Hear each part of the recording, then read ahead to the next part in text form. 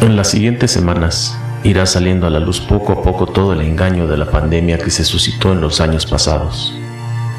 Como lo estuvimos diciendo en este canal y por lo cual fuimos castigados, silenciados, baneados y amenazados, hoy, al final, está saliendo a flote toda la información que había sido restringida y ocultada. La verdad siempre será la verdad y nada ni nadie le gana a la luz. El tratamiento inyectado del cual fuimos obligados y que fue aprobado por la FDA por una emergencia de pandemia para proteger a las personas, siempre tuvo, tiene y tendrá sustancias nocivas que causan efectos secundarios a nuestros organismos. En el siguiente video es cuestionado el director de la farmacéutica moderna por el senador Rand Paul acerca de los efectos secundarios como la miocarditis que provocan los tratamientos aplicados.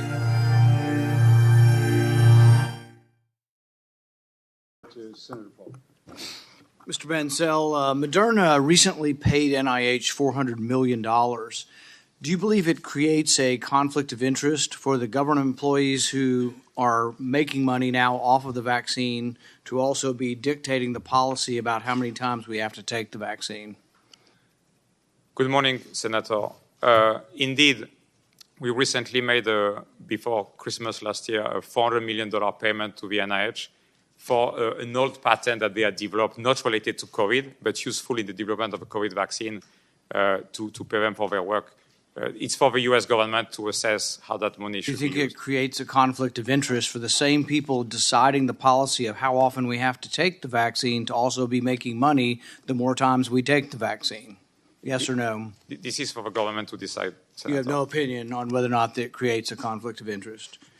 Is there a higher interest or a higher incidence of myocarditis among adolescent males 16 to 24 after taking your vaccine? So thank you for the question, Senator. First, let me say we care deeply about safety, and we're working closely with the CDC and the FDA to Pretty much a yes or no. Is there a higher incidence of myocarditis among boys 16 to 24 after they take your vaccine? The data I've seen from the CDC actually shown that there's less myocarditis for people who get the vaccine versus who get COVID infection. You're saying that for ages 16 to 24 among males who take the COVID vaccine, their risk of myocarditis is less than people who get the disease. That is my understanding, That Senator. is not true, and I'd like to enter into the record 6 peer-reviewed papers from the Journal of Vaccine, the Annals of Medicine, that say the complete opposite of what you say. I also spoke with your president just last week, and he readily acknowledged in private that, yes, there is an increased risk of myocarditis. The fact that you can't say it in public is quite disturbing. En los siguientes extractos de video, la Comisión de Investigación de Origen del Virus en Estados Unidos cuestiona al Dr. Redfield, quien se desempeñaba como director del Centro de Control de Enfermedades y Prevención en la administración de Donald Trump. Cabe mencionar que él fue excluido de todas las reuniones del gobierno de salud, ya que él tenía un punto de vista diferente acerca del virus. But perhaps more relevant for the purpose of this hearing, my 45 years in medicine have been focused on the study of viruses. I'm a virologist by training and by practice. Prior to my time at CDC, I spent more than 20 years as a U.S. Army physician and medical researcher.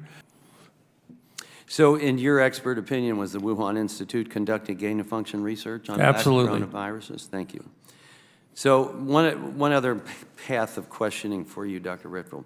Proponents of this research claim it may result in vaccines or maybe even stop a pandemic.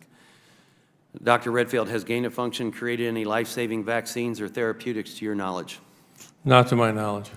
Has gain-of-function stopped a pandemic, in your opinion?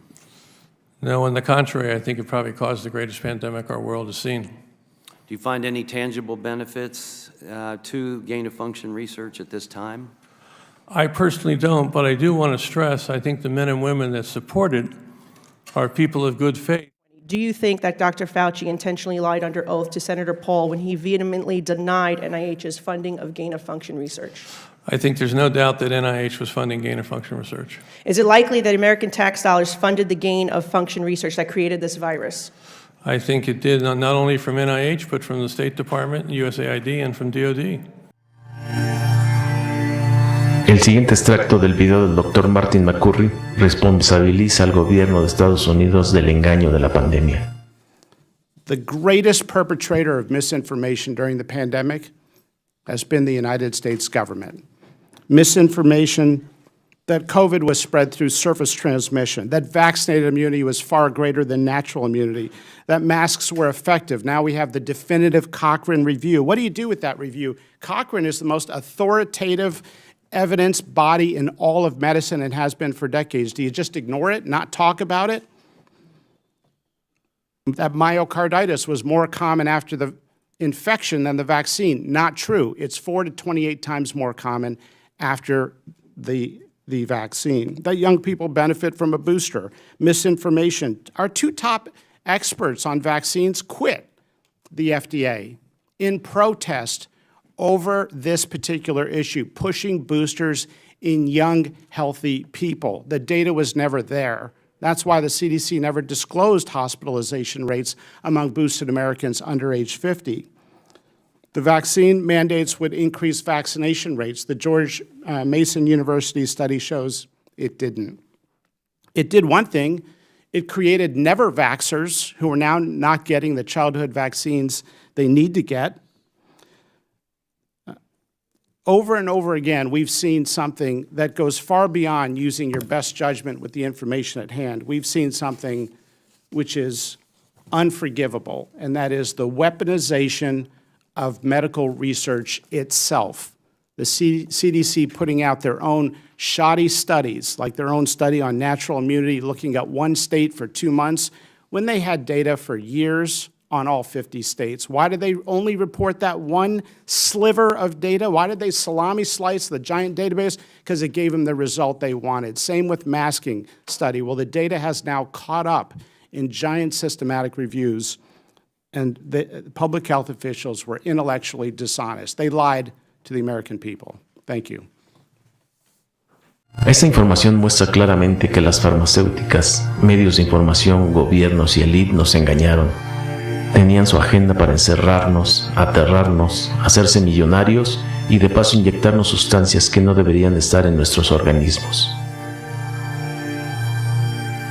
No puedo continuar sin antes felicitar a todos los valientes, los no inyectados, los que están limpios, por haber soportado la mayor presión mundial jamás vista en la historia. La presión por parte de parejas, padres, colegas, médicos, jefes. Felicito a todos aquellos capaces de lograr tal hazaña, con personalidad, capacidad y pensamiento crítico, determinación y coraje, porque ellos son lo mejor de nuestra humanidad.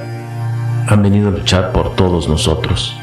Están en todos lados, en todas las razas, en todas las clases sociales, en todos los niveles de educación, religiones, ideologías.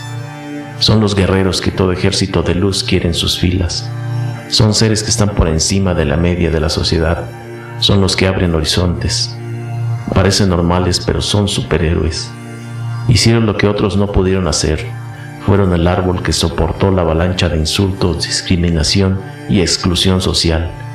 Lo hicieron sabiendo que estaban solos y teniendo firme su mirada de lo que ocurría. No se nubló con el huracán de noticias. Lo hicieron sabiendo que estaban solos y teniendo firme su mirada de lo que ocurría.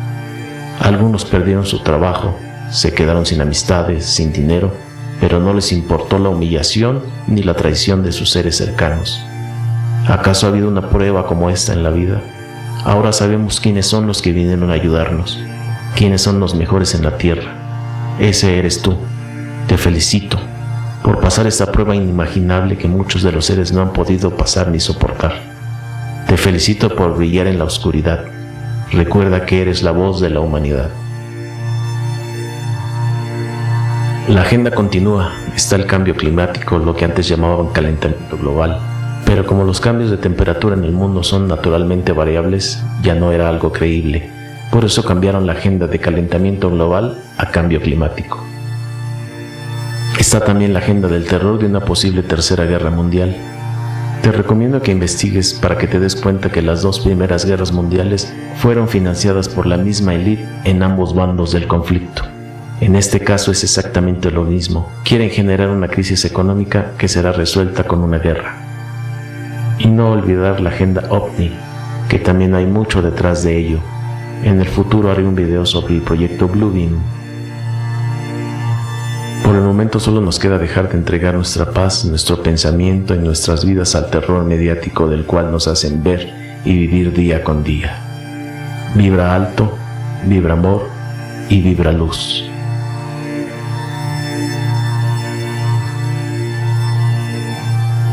Maestros ascendidos.